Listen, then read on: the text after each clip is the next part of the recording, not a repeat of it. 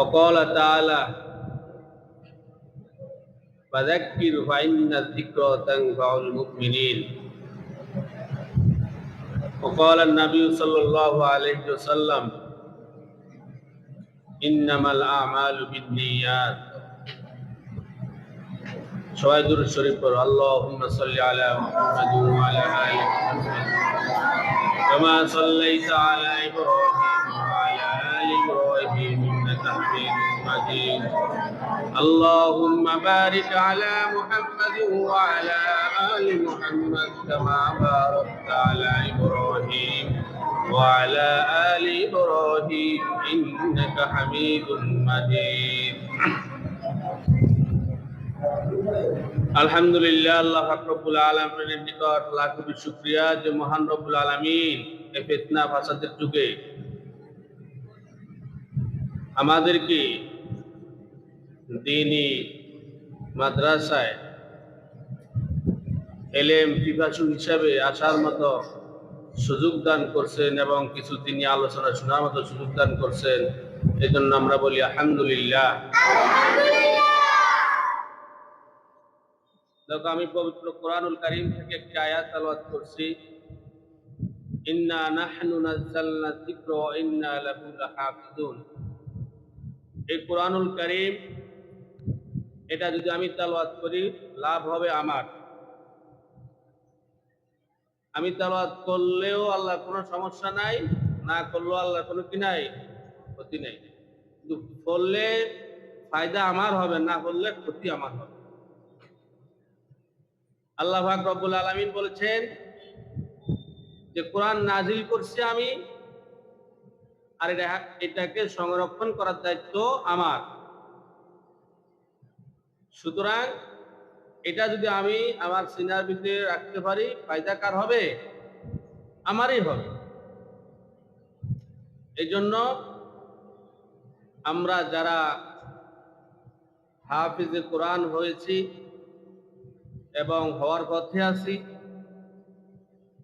শুরু করছি, আমরা আল্লাহ তাআলার নিকট বেশি বেশি করে শুকরিয়া আদায় করতে হবে যে মহান রব্বুল আলামিন এই কোরআন যুগে যুগে কত লক্ষ কোটি মানুষ তার সিনার ভিতরে ঢুকাইছেন। এই কোরআন যেন আমার তোমার সিনার ভিতরে আমরা সংরক্ষণ করতে পারি, এই জন্য আল্লাহর কাছে বেশি বেশি করে কি করতে হবে? দোয়া করতে হবে। কথা বুঝা আসছে? এখন এই প্রতিষ্ঠান হলো আমার তোমার এলেম শিখার কার্যালয়, সিনার ভিতরে ঢুকানোর কার্যালয়। কিন্তু এটাকে সমাজে কিভাবে আমরা প্রতিষ্ঠিত করব, এটাকে আমরা মাদ্রাসার বাহিরে কিভাবে এটাকে প্রচার করতে হবে, মানুষকে শিখাতে হবে, এটাই তোমাকে এখানে শেখানো হয়েছে। এটা তুমি এখন বাইরে কি করবা? এটাকে প্রচার করবা। তোমার ভিতরে যা আছে এটা তুমি পাবলিক ফাংশনে গিয়া তাদেরকে দিতে হবে। পাবলিক তোমার দিকে তাকিয়ে আছে, তুমি এটা থেকে কি শিখলা?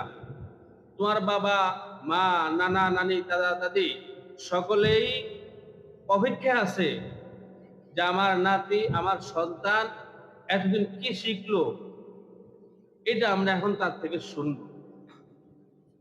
তুমি এখানে কোরআন শিখলা, হাদিস শিখলা, বিভিন্ন মাসলা মাসাইল শিখলা, আরবি, বাংলা, ইংলিশ, ম্যাথ সব শিখলা, কিন্তু এটাকেই শুধু ভিতরে রাখলেই লাভ হবে না, এটাকে তোমার বাহিরে আবার কি করতে হবে? প্রকাশ করতে হবে। কথা বুঝা আসছে? অনেক ছাত্র আছে তোমরা মাদ্রাসায় খুব ভালো পারো, জিজ্ঞাসা করলেই বলতে পারো, তুমি বাসায় গেলে বলতে চাও না। এই রোগটা কেন? তোমার সামনে যদি তোমার কেউ কিছু জিজ্ঞাসা করে, তুমি চোখ বন্ধ করে তুমি আনসার দিতে থাকবা। মনে করতে হবে ওই সময়টা আমি এখন সব। কথা বোঝো নাই? এই জন্য তোমাকে চর্চা করতে হবে বাইরে। দেখবা আস্তে আস্তে আস্তে তুমি অনেক বড় হয়ে যেতেছ এবং তুমি অনেক কিছু শিখতে পারতেছ। তো কোরআন শিখলে লাভ হবে আমার, ক্ষতি হবেও আমার যদি আমি না শিখি।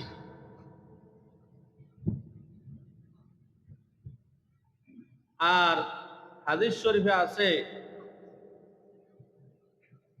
তোমার তলাবুল ইলমি ফারিদা আলা কুল্লি মুসলিম, এই এলেম শিখা ফরজ। কোন এলেম? এই এলেম হলো কোরআন ও হাদিসের এলেম।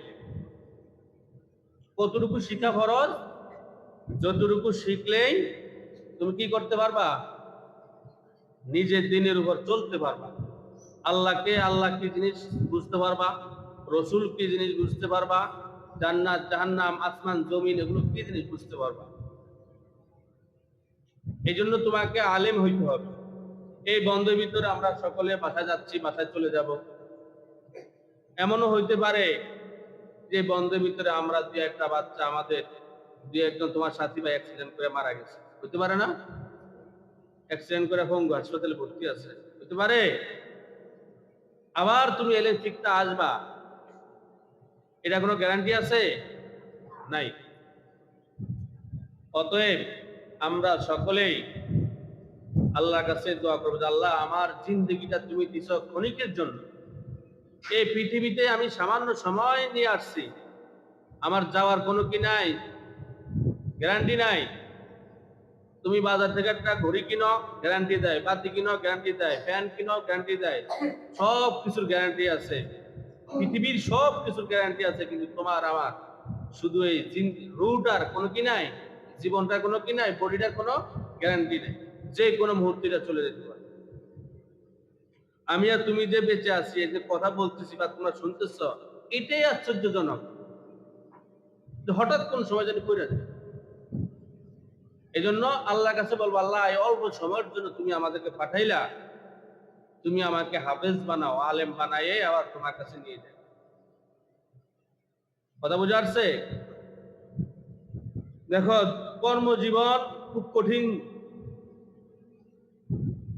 মানুষ বাপের জন্য মানুষকে হত্যা করে, চুরি করে, ডাকাতি করে, করে না? মানুষের ঘরে, তোমাদের ঘরে বাড়িতে চোর ঢুকে না অনেক সময়? গরু চুরি করে নিয়ে যায় না? কেন নেয়? তার খাবারের জন্য। তার কর্মস্থল নাই, কেন নাই? তার শিক্ষা নাই। কি নাই? শিক্ষা নাই। এই শিক্ষাই জাতির মেরুদণ্ড।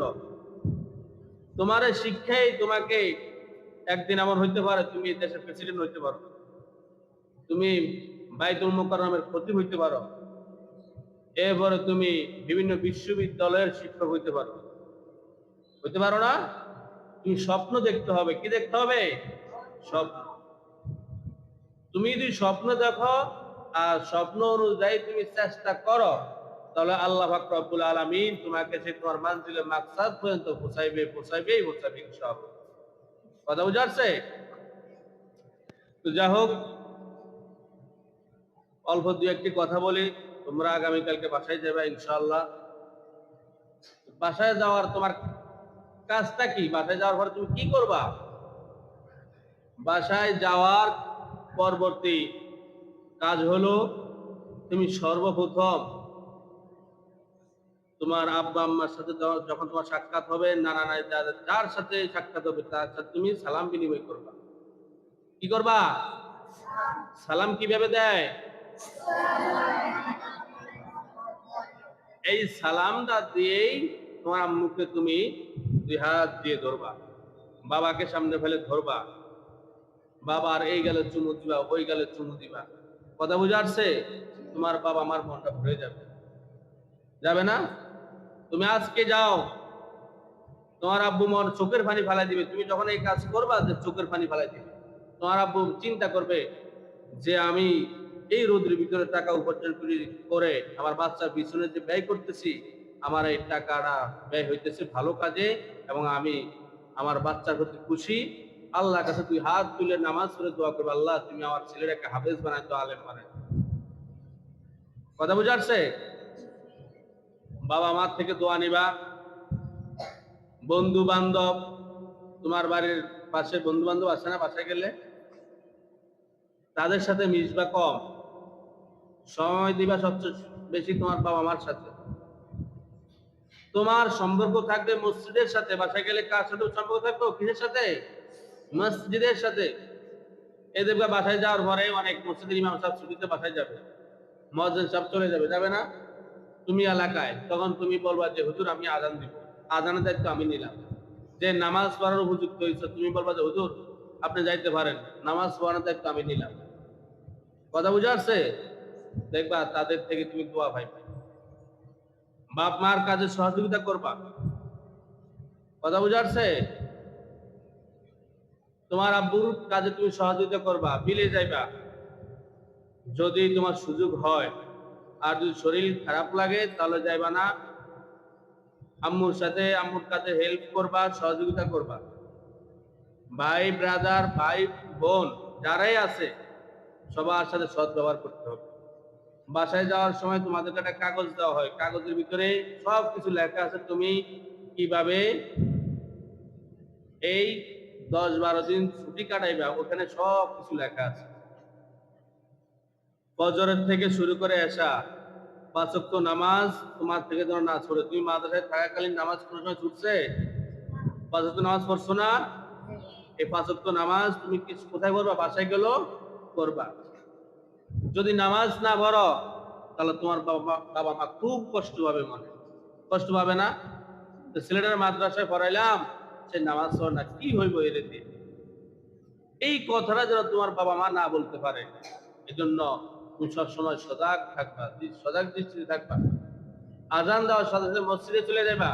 তোমার আম্মুকে বলবো আম্মু তুমি নামাজ পড়ো, আমি মসজিদে গেলাম। তোমার আব্বু বাসায় থাকলে আব্বু মসজিদে চলো, আজান দিছে। দেখবা তোমাকে তারা মাথায় নিয়ে তোমাকে কি করবে? হাঁটবে, তোমাকে হাতের তালুর ভরে নিবে। তুমি এই কথাগুলো তাদেরকে বলতে হবে।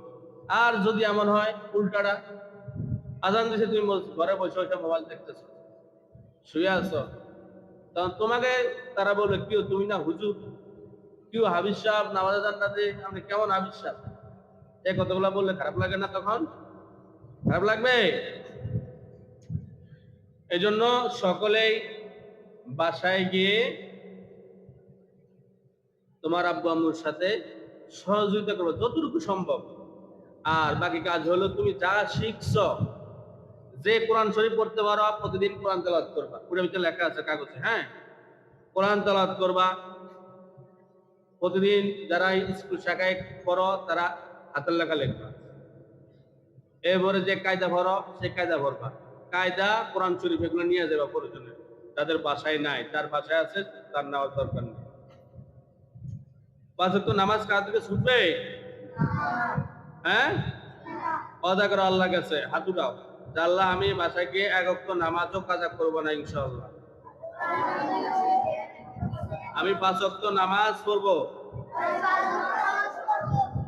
আল্লাহকে সাক্ষী করে রাখছো?